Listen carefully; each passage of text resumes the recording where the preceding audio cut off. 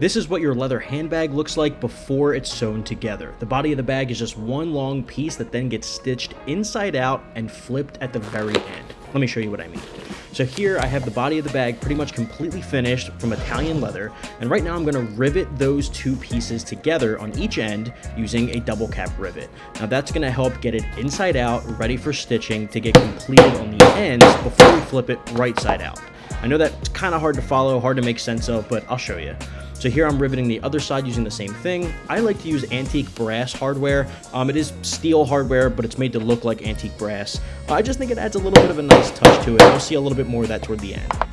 Now, because the two flaps on each side are open, I am a little bit unique in the sense that I like to use this double-sided tape. It's called Tanner's bonding tape. I get it from Tandy.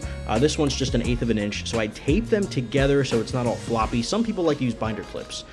This I find to be a little easier. So then I head over to my Cobra Class 26, which is an industrial leather sewing machine. Since I do this professionally, I'm not doing this by hand every single day on these larger projects. I hand stitch smaller projects like watch bands and wallets, but these bigger ones definitely require the sewing machine. So here I'm sewing the little corners together, and this is probably the most difficult part, or at least the one that takes a little bit longer to get used to doing it by hand or doing it by the machine. It's just a weird pinch. So once you have that pinch down, it's time to flip it right side out.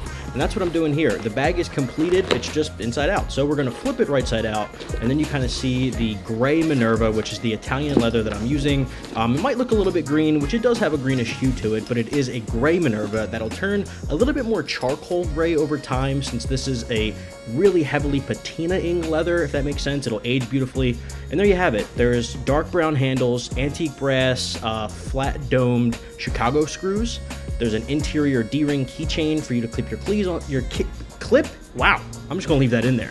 Clip your keys onto, a little tongue twister, and there you have it. So I love the way that this looks. Let me know in the comments what you think, and if you want to see more like this, of course you want to hit a follow.